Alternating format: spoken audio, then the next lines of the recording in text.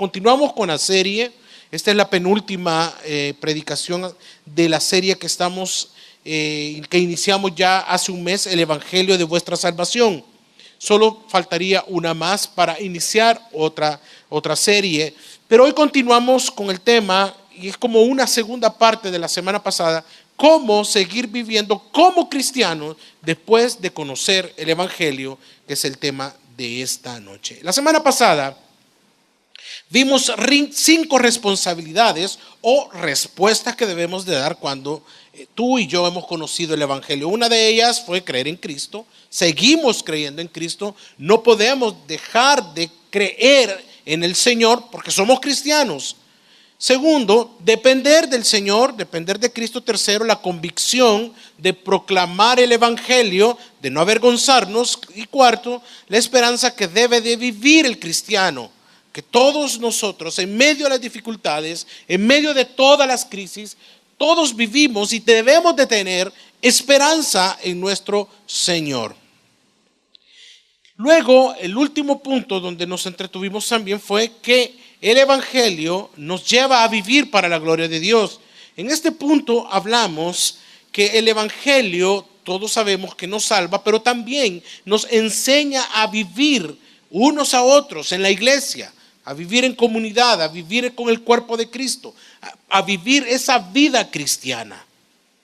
Esa vida que cuesta, que es difícil muchas veces vivir bajo nuestros propios esfuerzos. No se puede. Pero cuando Cristo en nosotros vive su vida, en ti es diferente. ¿Cómo nos enseñaba Jesús? El Evangelio dirige nuestra vida. ¿Para qué? Para la gloria de Dios. Y en esa vez mencionamos que no es algo que provocamos nosotros o que inventamos. Es algo que Dios mismo hace, realiza en cada corazón que está esta noche acá. Y es cuando nacemos de nuevo, es cuando el Evangelio nace y transforma tu corazón. Y es ahí donde nosotros podemos vivir en paz unos a otros.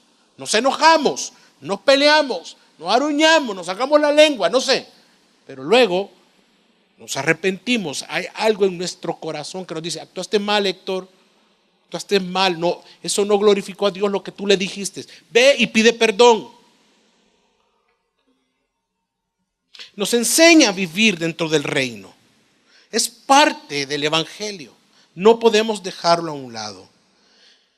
Pero en Primera de Pedro, que es un libro de mucho impacto para mí y debe serlo para nosotros como cristianos, porque vemos en Primera de Pedro que había una persecución en ese momento para los cristianos. En Primera de Pedro, el haber creído, y nos dice que haber creído en el Evangelio lleva una responsabilidad. Aún cuando la iglesia estaba siendo perseguida, aún cuando la iglesia estaba sufriendo. Y si creemos que Jesús, el Señor, el apóstol Pablo, el apóstol Pedro tenía razón, una iglesia que iba a sufrir o una iglesia que estaba sufriendo, nosotros debemos de estar tranquilos porque entonces vemos que Dios tiene total control de todo. Primera de Pedro también contiene una perspectiva muy útil sobre el estilo de vida cristiana que debemos de nosotros también vivir acá. Vivir de forma cristiana. No hay otra manera de vivir. Vivir a Cristo. Y eso lo vemos y lo debemos de ver todos los días de nuestra vida y verlo en la vida de otros. Primera de Pedro nos enseña también cómo seguir viviendo como cristianos después de conocer el Evangelio. Los cristianos, ¿cuántos cristianos hay acá? Amén. Los cristianos somos santos, amén. Por la razón, ¿cuál razón? Porque hemos nacido de una simiente incorruptible. Esta simiente es la palabra de Dios que vive y permanece para siempre. Esta palabra es el Evangelio. La Escritura, vemos el Evangelio en toda la Biblia. El Evangelio nos lleva a amar a nuestros hermanos, aún creyendo tú que no se lo merecen. Nos lleva a perdonar a nuestros enemigos, nos lleva a caminar una milla más con el otro, nos lleva a soportar, nos dice: soportaos unos a otros. llevando las cargas unos a otros. Es el evangelio. Es por eso que nos lleva a una conclusión, a amarnos y también a desear cada vez y tener esa sed de siempre seguir creciendo en el conocimiento de Dios, en el conocimiento de la salvación y desechando, fíjate bien, toda aquella antigua manera que vivíamos antes. Por eso quiero que leamos el texto que vamos a estudiar en esta noche. Primera de Pedro, capítulo 1, de los versículos 22 al 25 y 2 del 1 al 3. Léemelo, por favor. Habiendo purificado vuestras almas por la obediencia a la verdad para un amor fraternal sincero, amaos intensamente de corazón los unos a los otros, habiendo sido reengendrados, no de una simiente corruptible, sino incorruptible, por medio de la palabra de Dios, que vive y permanece. Pues toda carne es como hierba, y toda su gloria como la flor de la hierba. Sécase la hierba y cae la flor, pero la palabra del Señor permanece para siempre. Y esta es la palabra anunciada a vosotros por el Evangelio. Desechando pues toda malicia y todo engaño, fingimientos y envidias y todas las maledicencias, desead como niños recién nacidos la leche espiritual no adulterada, para que por ella crezcáis en salvación, si habéis gustado que el Señor es bondadoso. No sé si te has dado cuenta que cuando hay personas como que cristianos, estamos hablando siempre de entre nosotros los cristianos en la iglesia, como que expide algunas cosas que no nos gusta, o sea, como que anticuerpos, que usted ve que entra y dice, ay, viene ese. Y dice, no, ni siquiera que se me acerque, me cae mal, ni siquiera le has hablado y ya decís que te cae mal. Nunca, jamás has tenido una conversación y ya te cae mal. Solo por el hecho de que existe y está en la iglesia. Él es cristiano y se supone que tú eres ¿qué? Cristiana, cristiano.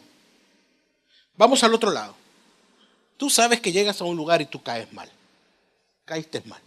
Yo estoy aquí, yo sé que les caigo mal en la mesa. Yo sé que me van a hablar porque ni modo. Aquí a su servidor le pasa todos los días. Sé que llego a algunos lugares que no caigo bien. A otros les caigo bien. Hay lugares que les caigo súper bien.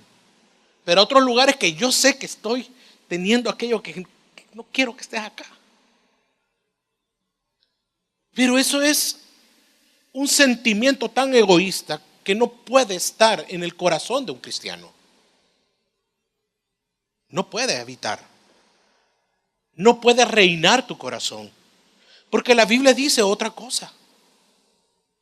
¿Qué dice la Biblia? Dice el versículo 22, habiendo purificado vuestras almas.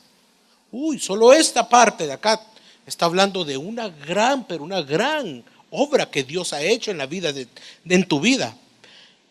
Vuestras almas, y después dice, por la obediencia a la verdad, para un amor ¿qué? Jóvenes, ¿por un amor qué? ¿Pero cómo? Sincero.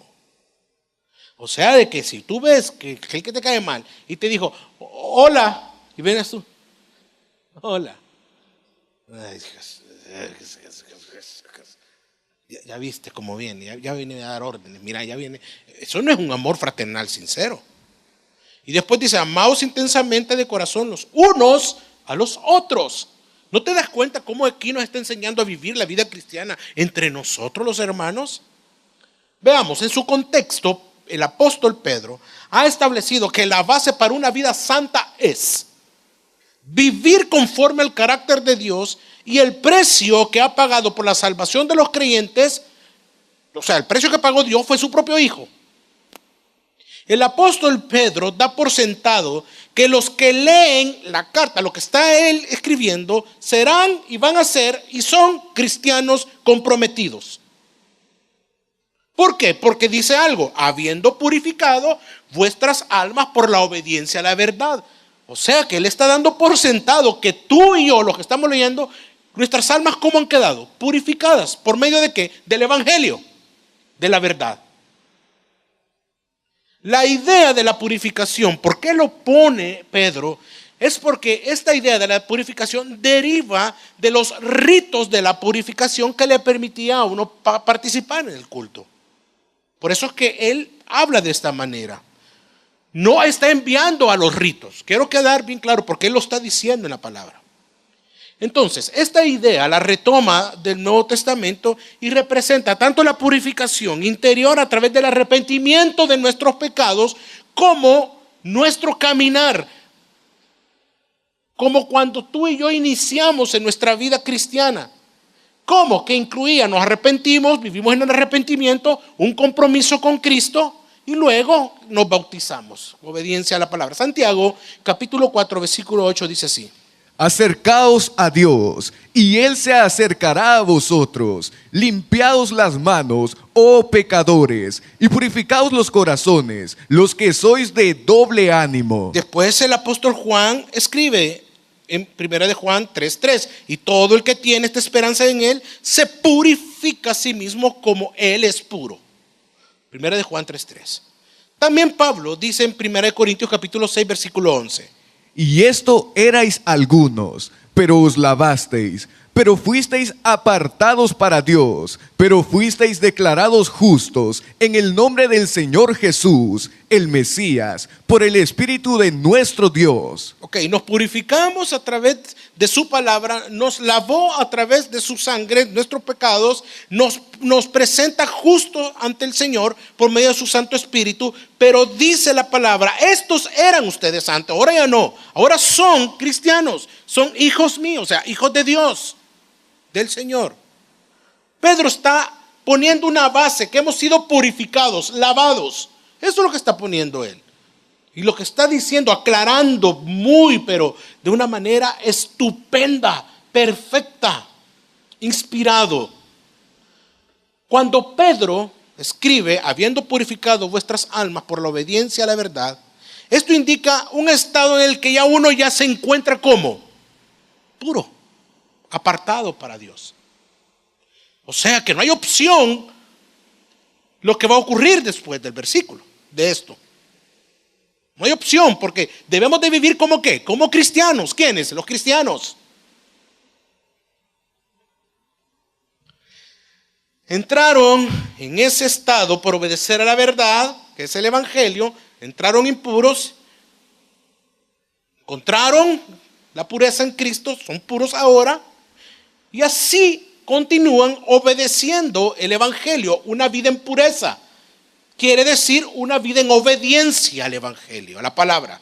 Yo quiero que seamos muy claros. La conversión no es simplemente un cambio de pensamiento, sino que también requiere la transformación de tu comportamiento. Es decir, responder a un mandamiento santo, lo que dice la Escritura, un mandamiento santo, no cualquier mandamiento. Son los mandamientos, es la palabra. Él te dice aquí cómo vivir, cómo debemos de hacerlo.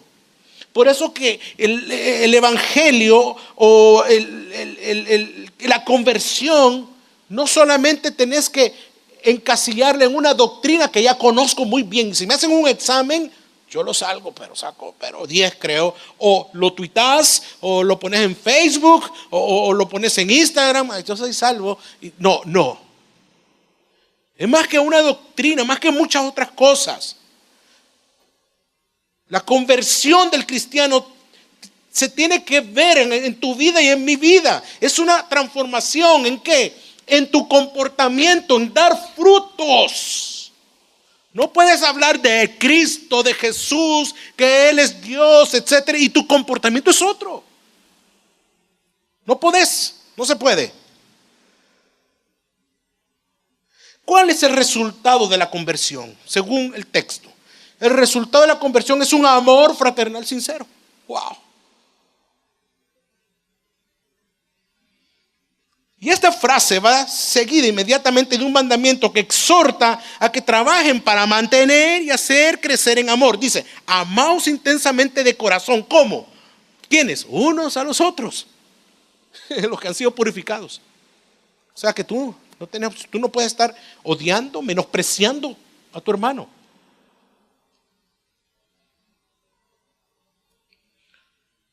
Por la experiencia de la conversión, de la justificación, uno pasa, y lo sabemos, del mundo. Fuimos trasladados de las tinieblas a la luz admirable. Del mundo, del reino de las tinieblas, al reino de nuestro Dios. Por lo que el que es converso o el que es cristiano en ese momento pasa a ser parte de una comunidad. Recuerda que el resultado de la justificación es la adopción. Inmediatamente tú te conviertes en un hijo de Dios. Luego que eres justificado, en ese momento entras a la familia, a tu familia nueva, a la familia de Cristo, a la familia que es la iglesia, el cuerpo de Cristo. Tú no puedes mantenerte aislado o aislada, decir, como decía mi hermana de sangre: yo no necesito de la iglesia, no necesito de los hermanos, yo soy feliz yo sola. Y ahí me está yendo. No podés ser independiente. Es que yo solo de Dios necesito. Amén, gloria a Dios, así debe ser. Pero el cuerpo de Cristo, la iglesia local. Ok, excelente, voy a ser parte de la iglesia local, voy a ser parte de todo esto, pero no se metan conmigo. Entonces, hermanos, no es solamente venir al culto, no solamente es cantar, es tener comunión con el cuerpo, amarnos integralmente, amarnos de manera íntegra, de una manera pura. Eso nos manda el Evangelio.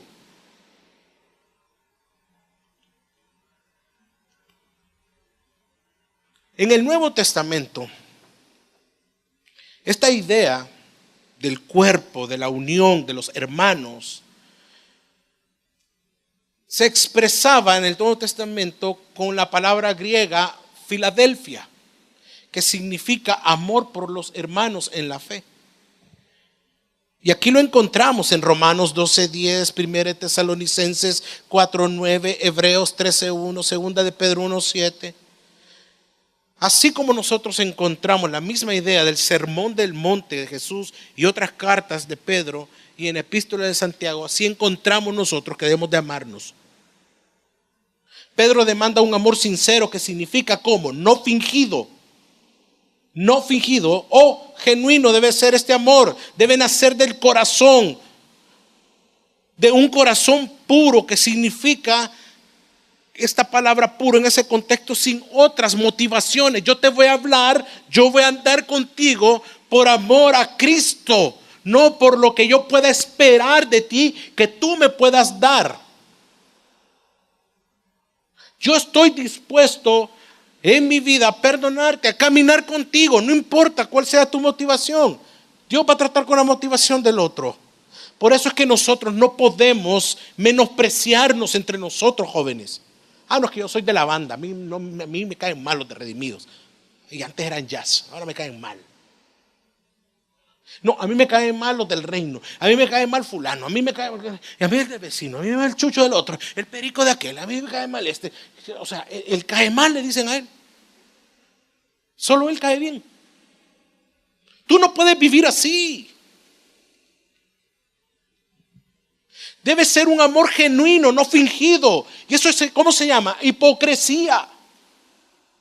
Qué feo es entre los jóvenes, y esto se ve acá, en la juventud, que se hablan de manera hipócrita. Porque la niña que le gustaba, él en su idea, yo le gusto. Pero terminó gustándole al otro. Pero este nunca le dijo. Sino que él en su mente decía, yo sé que le gusto. Pero a la niña le gustaba el fulano, cojo, trompudo, aquel que está en la esquina. Y este era amigo del otro, y dice así. Divisiones. Y bueno, pero ese amor no fingido habla que te hablo, pero en mi corazón tengo contra ti algo. Hay algo escondido en mi corazón. Eso es lo que está hablando acá. Tu amor con nosotros, para nosotros, debe ser puro, sin otras motivaciones, sin el deseo de vengarte. Es decir, sin motivaciones ocultas. Esto es vivir el evangelio.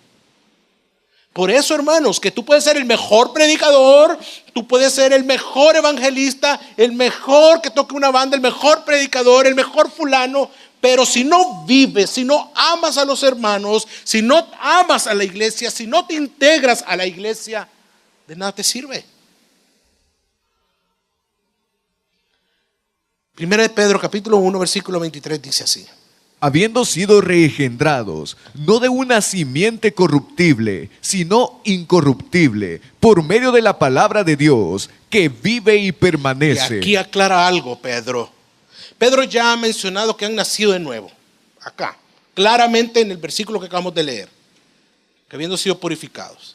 Pero aquí hace hincapié en que este nuevo nacimiento no es de una naturaleza o de simiente humana, sino que es incorruptible y solo es capaz esta vida nueva, incorruptible, de producir vidas incorruptibles, Jesús. Y esto es lo que produce en alguien. Y esto es lo que produce el evangelio, vidas incorruptibles. Primera de Pedro 1, 24 y 25, pues toda carne es como ¿qué? Hierba. Y toda su gloria como la flor de la hierba, sécase la hierba y cae la flor. Pero la palabra del Señor permanece para siempre, y esta es la palabra anunciada a vosotros por el evangelio. O sea, en otras palabras, dice que aquí que todo se va a acabar. Al principio, la carne es como la hierba. Póngale fuego a la hierba y ¿qué pasa? Fuego. La carne. Y toda su gloria como la flor de la hierba. Sécase la hierba y cae la flor. No tiene sentido, no tiene propósito. ¿Pero qué? La palabra del Señor permanece ¿cuándo? Para siempre. Entonces aquí lo que está haciendo y que está citando el apóstol Pedro es Isaías capítulo 40, versículo 6 al 8. Solo que hace unos medios cambios. En lugar de decir Yahvé, dice Señor. Estos elementos que nosotros encontramos acá juegan a favor de la verdad de lo que Pedro está exponiendo, lo que está elaborando, lo que está escribiendo. Igual, esta misma cita aparece en Santiago capítulo 1, versículos 10 y 11. Para hablar, aquí en Santiago, habla del paso de los ricos por esta tierra. Y hace misma alusión de esto de Isaías. Toda carne es como la hierba y se seca y desaparece. Y lo mismo hace Santiago con los ricos. Oye, rico, eso se te va a terminar el dinero, tarde o temprano. Pero para Pedro, el elemento principal del pasaje es la palabra de Dios. ¿Cuál? La palabra dice que permanece. O sea, no desaparece. ¿Y permanece por algún tiempo? No, permanece y dura para siempre. No se quema, es eterna. Es decir, que no va a dejar de ser como, jóvenes, eficaz su palabra. A diferencia del hombre corrupto y de sus obras que duran poco tiempo. Entonces, así la escritura misma, la misma Biblia, prueba que la palabra de Dios es verdad. Y esta que por medio de los cuales estos hombres a quien se les está dirigiendo la carta han podido renacer. Y han renacido por el evangelio. Y esto no va a ser suplantado por nadie ni por nada. Así eres tú. Has nacido por el evangelio.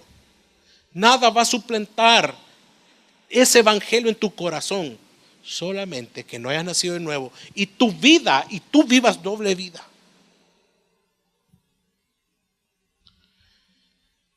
Primera de Pedro, capítulo 2, versículo 1 dice: desechando, pues qué, toda malicia y todo engaño, fingimientos y envidias y todas las maledicencias. Y aquí me llama atención la palabra desechando todo. ¿Desechando qué? Malicia. Jóvenes, si Dios te ha regenerado, esa regeneración ha sido obra de Él. Y esta obra de la regeneración va a permanecer por siempre. Nunca se pierde. Lo que dice el versículo es que, lo que nos está diciendo el versículo, deberían de vivir de acuerdo con esa naturaleza, señores. ¿Cuál?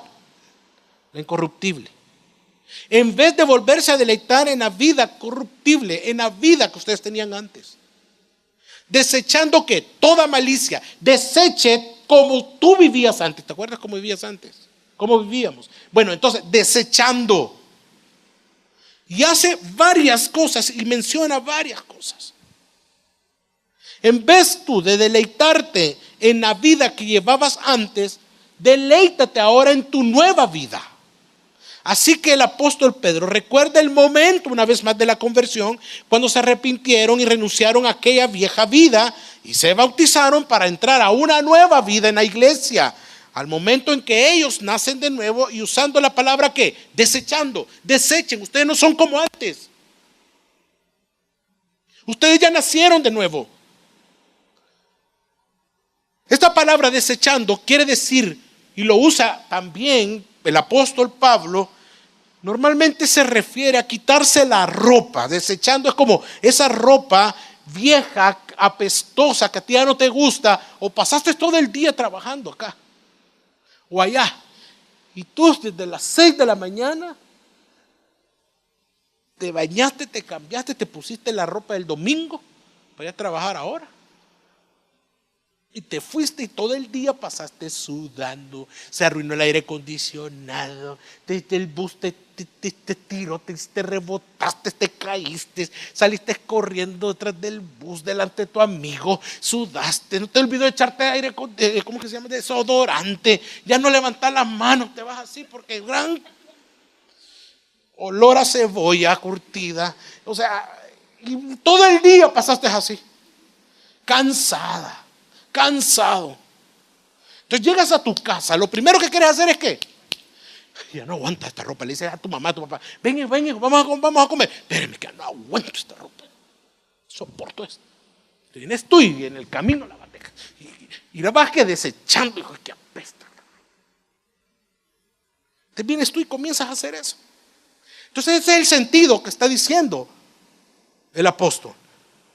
Desechando toda ¿qué? Toda malicia. Esa vieja ropa que la pones a un lado, que ya no, que está sucia y que no te la quieres volver a poner. Ese es el sentido. Desechen toda malicia. Aquí el apóstol Pedro no está hablando de chupar, de vicios, de todo lo que antes eras. De pecados grandes y escandalosos o pecados así, evidentes. Como los que antes se cometían antes de conocer al Señor, sino que habla de los pecados que son tolerados dentro de una comunidad, dentro de la iglesia. Los de todos los días. Me enojé con fulano. Le dices a tu amigo, de verdad, es que es cierto, tenés toda la razón, oremos por él, pero no le hablemos. Los que creemos que no van a afectar a los demás. Y mira, ojo, y los que tú crees que podrías vivir sin arrepentirte. Cuando en una ciudad, un grupo, en una iglesia está bajo persecución, presión, lo que estamos viviendo, es fácil, pero está en una línea delgada que hay una tendencia a las peleas, a las divisiones, etcétera. En las casas, por ejemplo. Cuando en una casa hay división, hay una presión de algo está sucediendo. Así, mire, medio pasa algo y ¡bum! Explota el primero, ¡bum! Explota el, y se tiran la comida y se van a hacer, no se soportan. Están la tendencia a la pelea y a las divisiones. Igual pasa en una iglesia, igual pasa en un grupo, etcétera, etcétera. Entonces Pedro les está recordando que al convertirse renunciaron a esos vicios. Renunciaron a eso específicamente. Por amor, porque no puede vivir así la iglesia. No podemos vivir así en división. El evangelio no llama a dividirse, llama a ¿qué? A la unión en amor, a vivir la escritura, a confrontarnos en amor, a llevarnos a la luz en amor. Si dice, Jesús dijo, si tú tienes algo contra alguien, ¿deja qué? Si tú sabes, dice, deja tu ofrenda. Ve, ponte a cuentas con él. Ese es el evangelio lo que está hablando acá. Ustedes ya renunciaron a esos vicios y enumera 5 de ellos principales que son dañinos. Aquí, miren, en esta mesa, en esa mesa, en aquella mesa, en un hogar, en un matrimonio, en relaciones entre padres e hijos.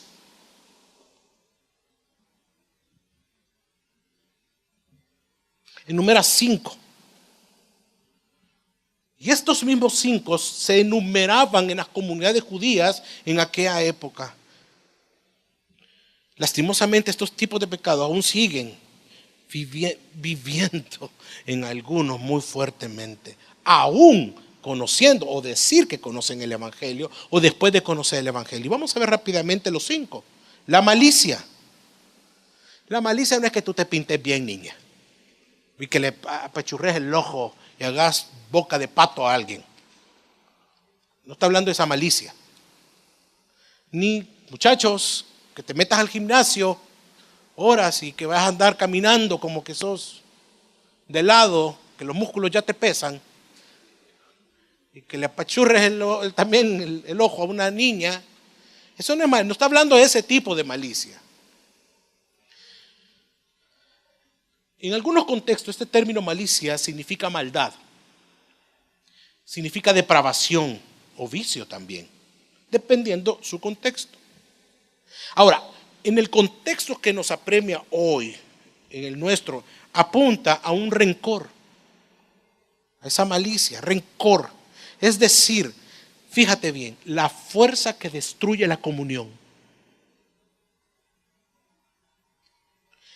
¿Cómo? Ver lo malo de los demás. ¿Hay alguien aquí que ve lo malo de los demás? Te voy a poner un ejemplo. Todos caemos en eso. Suponete que todo esto pasamos en esta mesa, no está Estuardo, pasamos toda la noche pintándola de blanco, pero la dejamos más blanca que nuestro corazón. Y bueno, y le decimos, bueno, tenemos que dar cuenta de qué tan blanco está, y venimos donde Alvarito, junto con Nacho, y le decimos, mire, queremos mostrarles la pared blanca. ¿Qué les parece? Qué linda la. Te viene Alvarito y le hace. Y Nacho se pasea y le hace. Más o menos, ¿verdad? ¿Por qué? Sí, dice Álvaro. Si no fuera por aquel puntito negro que está allá, mira en la esquinita, estuviera bien. Álvaro tuvo el ojo biónico junto con Nacho de no ver todo lo blanco y hermoso que quedó, pero sí logró ver ¿qué? El puntito negro. Pues así es la malicia. No vemos las virtudes muchas veces las personas, sino que somos ligeros en juzgar y vamos directamente a ver siempre lo malo.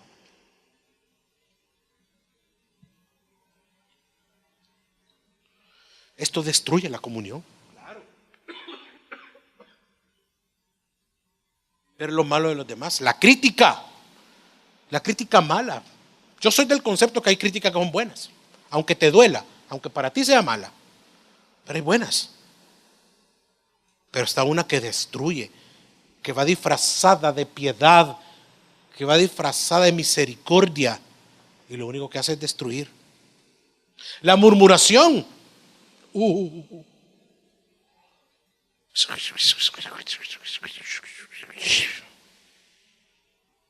Juzgar mal a los otros. Dar por sentado algo que no sabes o no te consta. Mucho entonces somos hacia dónde? En la casa, en el trabajo y lamentablemente en la iglesia. La malicia, jóvenes, tiene que ver con la rapidez y con la no conciencia de juzgar las intenciones, la vida y el carácter de la persona. Por ejemplo, tenemos ejemplos muchos. Uno más. Cuando tiene una persona que tiene semanas de no venir. Mira, ya viste a Federico y a la Maru. Ya tenían como 8 semanas de no venir. Le lleva contado los días. te aseguro que del mundial viene. Te aseguro que ahí han dado. Te aseguro que volvió con el fulano. Ahí anda reventado, ahí anda, mira, ahí viene ya. Porque ya la dejó y lo dejó. No hay que relacionarnos con él. No hay que relacionarnos con ella. Malicia destruye la comunión. El engaño, segundo, si vemos engaño. Aquí se refiere a hablar o actuar a escondidas o escondiendo la verdadera motivación. Es decir, todo lo contrario a hablar de forma honesta o sincera. Y lo contrario a decir toda la verdad. El engaño. Se trata, oigan hermanos, jóvenes, de un vicio cuya raíz está en lo más profundo de nuestros corazones. La mentira. Algunos tienen aquí, son graduados, tienen PhD en mentir. Tienen, pero es que ni siquiera le han dicho qué pasó cuando viene la chorrera de mentiras y se las creen. Son expertos. Todos hemos caído en eso. La raíz tiene que ver con nuestro corazón.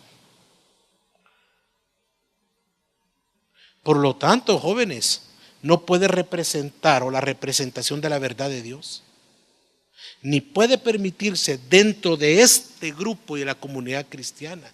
El mentiroso lo que trata es cuidar su imagen, no ser expuesto tal como él es. Por eso miente. Por ejemplo, mentimos para quedar bien con nuestro jefe, con nuestros padres, con nuestros maestros, y al mentir dañamos a los demás. La hipocresía. La hipocresía que está hablando acá se refiere a cualquier tipo de fingimiento o engaño ante Dios o ante los hombres. Ser hipócrita. O a una incoherencia entre la doctrina que decimos que practicamos versus el comportamiento real dentro de nuestra iglesia, el comportamiento en la casa, nuestro comportamiento en el trabajo. Ninguna de estas características es compatible con el comportamiento que demanda el Evangelio. Eres una cosa acá y otra en la universidad. Eres una cosa en la universidad y otra en tu casa. Te relacionas con tu prójimo dependiendo quién es. Jesús nos dice en su evangelio, lo dice en los evangelios, que aquel que quiere entrar y tener los primeros asientos, no se los des. Él pone un parámetro en decir, oye, ¿por qué tú le pones anillo a aquel que entre, que tiene rico, que es rico? Hipocresía.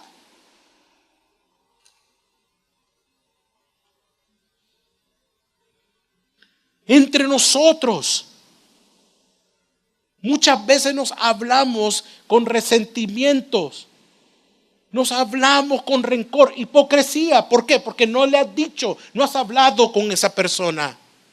Muchas veces sabemos que que él está dañado, no contigo, pero está dañado con tu amigo, que está dañado con el otro, que está dañado con un familiar tuyo, pero tú no lo llevas a la luz, no quieres exponerlo. Hipocresía también.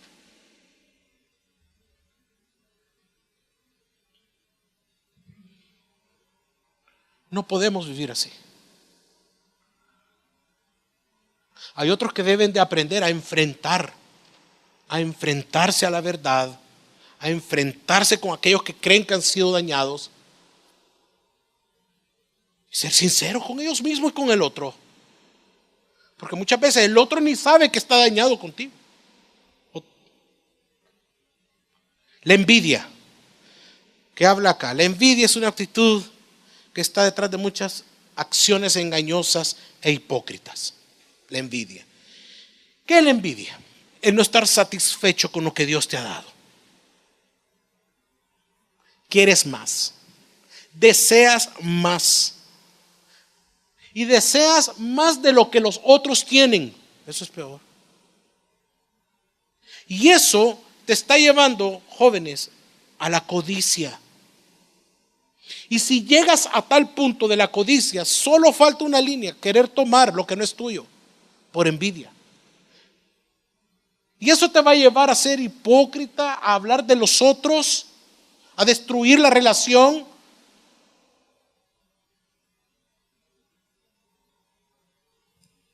La envidia es como el sarcasmo. El sarcasmo es hipocresía. Decir las cosas con sarcasmo es no querer decir la verdad, enfrentar la verdad con el otro. Pues la envidia es casi igual. Es como decir: qué bonito lo que tú tenés, pero en tu interior decís: yo lo quisiera tener. A él no le queda bien. Un tipo de sarcasmo. Y la maledicencia, que es la envidia, que normalmente lleva a la calumnia o la difamación. Y aquellos cristianos que estaban en Primera de Pedro estaban siendo víctimas de la calumnia. En Primera de Pedro 2:12, 3:16 lo vemos. Sin embargo, eso no significa que ellos la practicaban o la podían practicar. Hermanos, jóvenes, en esta lista Pedro no deja lugar a cualquier actitud o práctica que no nazca de la verdad y del amor entre los miembros de la comunidad cristiana, entre nosotros. Los cristianos deberían poder confiar que en las acciones o en las acciones de sus hermanos no hay ninguna motivación engañosa, no existe aquella hipocresía, sino que deberíamos relacionarnos sinceramente. No temiendo que vas a ser criticado a tus espaldas, sino que sabiendo que si tú estás en un pecado, este hermano va a cuidar de ti, te va a llevar a la cruz. Eso es un amigo, eso es la iglesia también. De esto trata el evangelio. Después de haber creído, es imposible que tú seas cristiano y tengas enemigos. No ames a los hermanos. Pongas distancia entre ellos. Jesús nunca fue así. Cristo nunca se comportó de esa manera. Y de eso trata el evangelio. De la practicidad del evangelio. Voy casi terminando. ¿Cómo podemos entonces vivir diariamente así? De esa manera. Dice el versículo del capítulo 2, el versículo 2, que debemos ser como alguien. ¿Cómo qué? Léemelo, por favor. Desead como niños recién nacidos la leche espiritual no adulterada, para que por ella crezcáis en salvación. Deseando como niños. Fíjese que me acuerda de mis hijos. Desead como niños. Cuando nace el bebé, llora inmediatamente. Nace con hambre. Ya nacimos nosotros con hambre. Bueno, nace con hambre. Y lo primero que busca es ¿qué? El alimento. Los que son mamás, las que son mamás acá saben que viene la enfermera y lo que hace es poner en su regazo a ese bebé de la madre. Y con un gran instinto ese bebé comienza a buscar la leche ¿qué? Sana. La sana, esa leche que tiene vitamina, la de la madre. Comienza él. Yo me acuerdo que Santiago como que era cachorro. Agarraba a la pobre Jackie. Todos los bebés han sido así en el mundo. Buscan esa leche. Y aquí nos está comparando. Desead como qué? Como niños. Una vez más hace esa comparación del cristiano que debe ser como un ¿qué? Como un niño.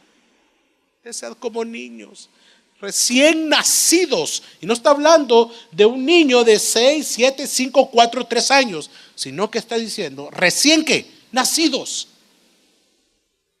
Acaba de salir del vientre de su mamá y desea la leche. Pero aquí dice el apóstol, nacidos. ¿Cuál leche? La leche espiritual, no adulterada.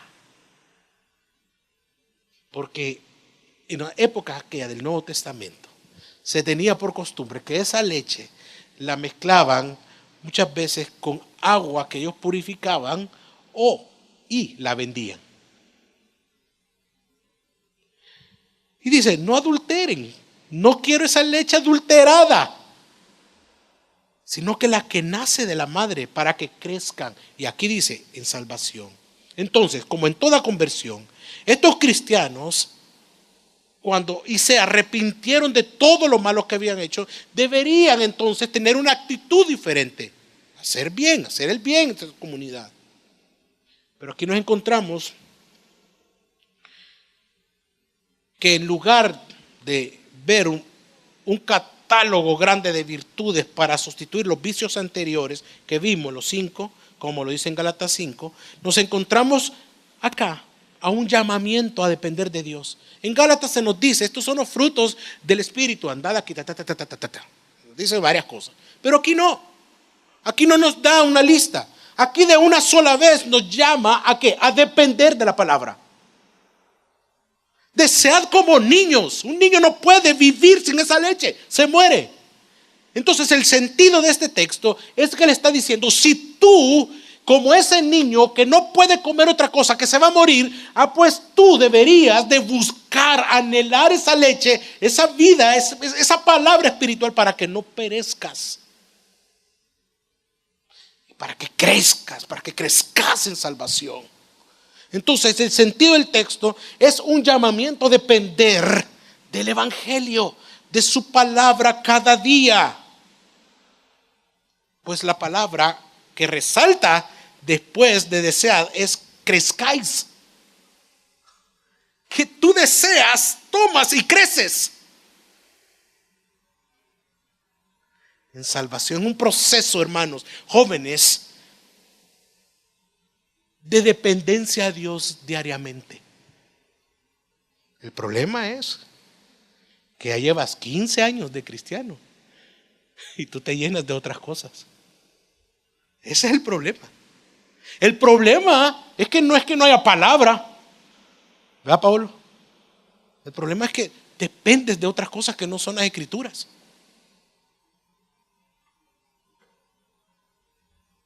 Te la voy a poner de otra forma bien. Dependes de la teología. Dependes de Gruden. Dependes de Berkov. Dependes de un montón de libros. Y lo que te estás haciendo es llenándote de cierto conocimiento. Pero la que te va a dar crecimiento, que es la escritura, no lo haces.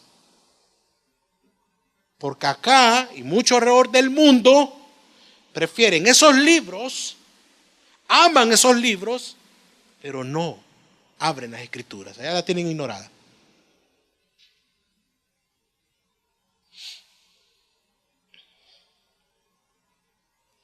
Así es, jóvenes. El Evangelio nos lleva a vivir cada día juntos, en armonía, para la gloria de Dios.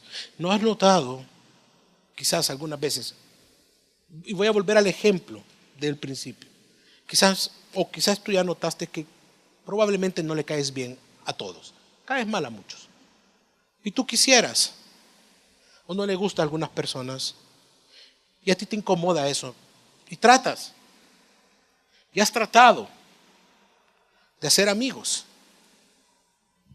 y tú has creído eso y has visto el comportamiento de tus hermanos así, lamentablemente. Entonces yo te invito a que dependas de esta palabra, que leas, que medites en ella, con el objetivo que tu prójimo sea testigo, no de lo que vean en ti, en tu carne, o de las actitudes de un hombre o una mujer, sino que seas ejemplo de que tú dependes de la Escritura, que dependes de la palabra, y que más que encontrar beneficios exteriores, puedan encontrar en ti, más que un amigo, más que una persona, a alguien que puede llevarles a la verdad del Evangelio.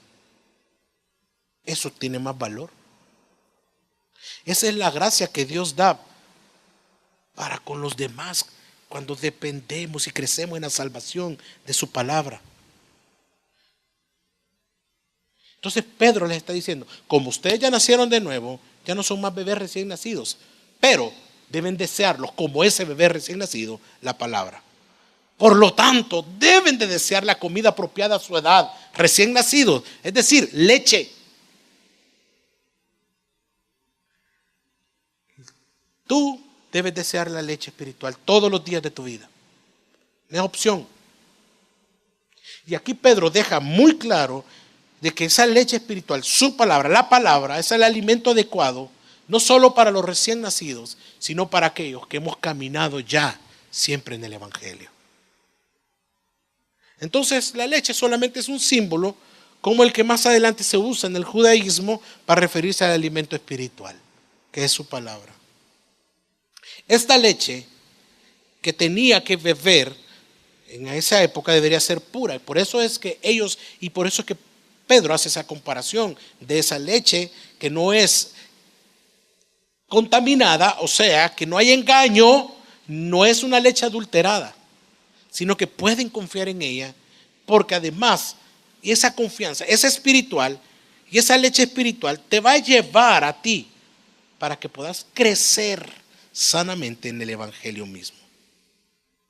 Entonces, Pedro lo que está haciendo aquí es animando a los cristianos a continuar, a saturarse, a taquear su vida, a llenarse de todas las enseñanzas que dejó, que tenemos, que hay en el Evangelio, en su palabra, en las enseñanzas de Cristo Jesús.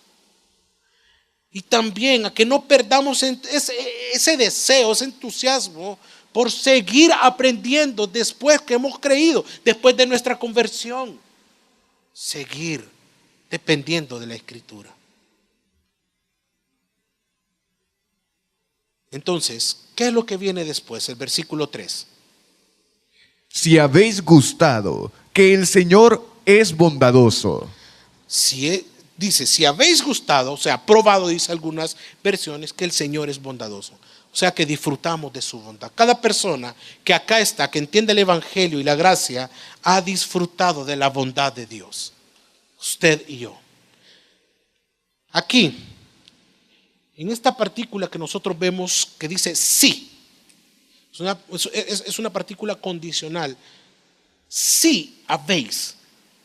Aquí aparece en muchas traducciones y esto lo único que está haciendo es apuntar a que tú has tenido una experiencia, has sido expuesto bajo la luz de la verdad del Evangelio. Dice, si habéis gustado, o sea, si tú has sido expuesto, lo que nos está diciendo la palabra, si tú has sido expuesto tu vida corrupta ante la verdad y la pureza del Evangelio, entonces ha gustado que el Señor es bondadoso y es bueno contigo. Es lo que nos dice el versículo. Y aquí todos hemos gustado de la bondad de Dios. Amén, jóvenes. No, mira dónde estás. Allá, mire, tengo 2, 4, 6 jóvenes esperando cantarle al Señor. Cuando probablemente antes sus deseos eran otros. Aquí tú estás. Jóvenes que les sirven con pasión y siguen gustando de Dios, de su bondad. Y aquí su misericordia es evidente. Su bondad, porque aquí habemos cristianos que hemos sido redimidos. Entonces, la idea de probar o gustar, en otras versiones dice gustar, se refiere a esa experiencia que nosotros tenemos con el Señor, una experiencia íntima con Él. Y este es un contexto muy apropiado a la imagen de la leche que venimos viendo. No solo significa probar, gustar, sino que en el sentido opuesto es a comer también, a beber algo, sino que también podemos y tenemos el valor de decir y referirnos que podemos probar la calidad y gustar la calidad de algo para poder ver si es bueno o es malo. De hecho, puede ser hasta sinónimo de comer con el único objetivo de poder disfrutar o no disfrutar la comida. Por eso es que está poniendo la palabra aquí, probar o gustar. Si habéis gustado, si habéis probado, y nosotros hemos llegado a la conclusión como cristianos, como jóvenes, que ha sido lo mejor, lo más grande, que ha sido sobrepasa la calidad de cualquier cosa, la bondad de Dios.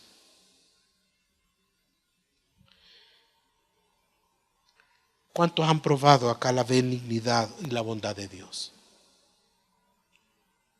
Entonces, ¿por qué nosotros no somos misericordiosos con los demás?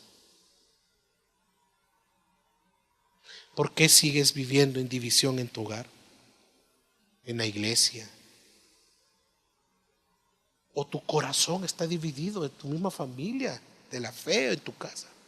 Y no lo muestras. Entonces entras en las 5 de aquellas que vimos. Hipocresía. Todos aquí hemos disfrutado de las bondades de Dios. Hemos, desde la creación, jóvenes, que la podemos disfrutar cada día, hasta la redención que hemos disfrutado. Todos acá hemos sido transformados. Entonces vivamos como es digno del evangelio que hemos recibido. Entonces, pastor, ¿cómo este pasaje, todo lo que hemos hablado, aplica a mi vida? ¿Cómo habla Dios en este pasaje a mí como Héctor, a ti como Roberto, como Carlos, etcétera? Y es mostrando la suficiencia del evangelio en tu vida, en cada área. Tú conoces cómo y cuándo y dónde. Que el evangelio es suficiente para tu vida, en tu crecimiento diario. No hay más. No puede haber.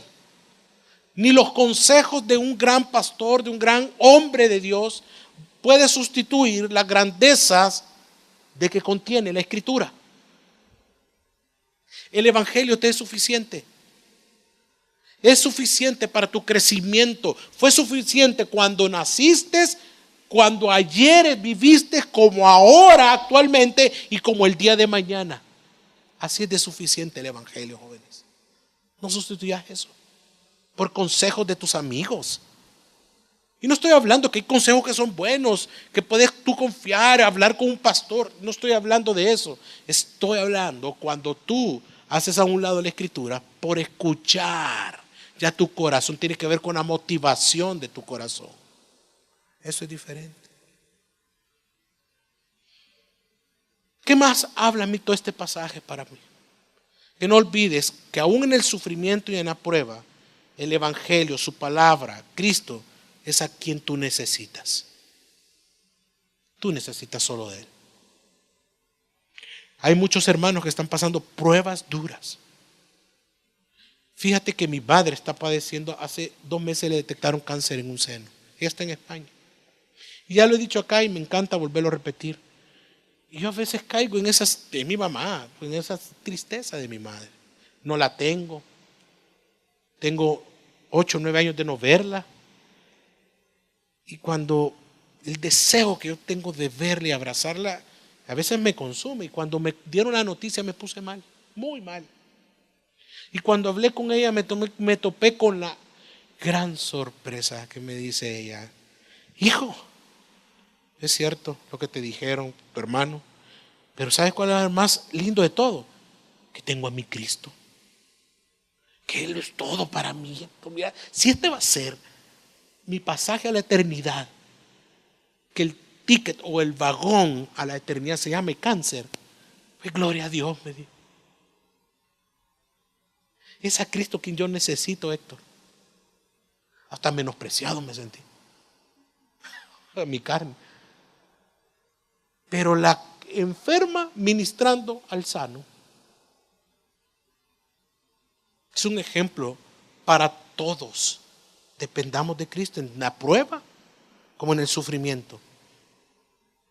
No olvides que el evangelio, su palabra, es la que tú necesitas.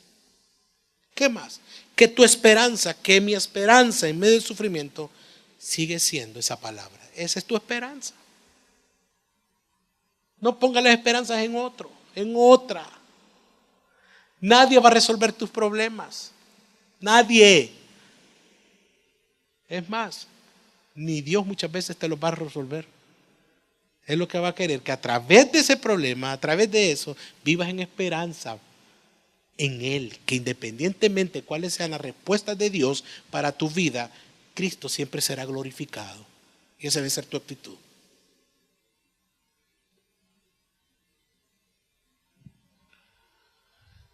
Por último, que hemos sido purificados por la obediencia al Evangelio. Por lo tanto, una consecuencia verdadera es el amor fraternal y sincero entre nosotros los redimidos, los justos.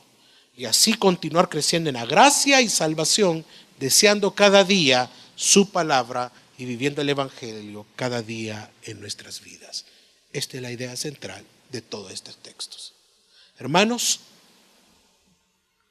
pedir perdón si no hemos vivido así, a Dios y a aquellos que sabemos nosotros que hemos ofendido. Y si tú sabes que alguien tiene algo contra ti, no que tú contra él, sino que tienes conocimiento que alguien se siente ofendido por ti, ve y ponte a cuentas con él. Amén. Amén. Esta es la manera que seguimos viviendo como cristianos después de haber conocido el Evangelio. Solideo Gloria. Vamos a orar.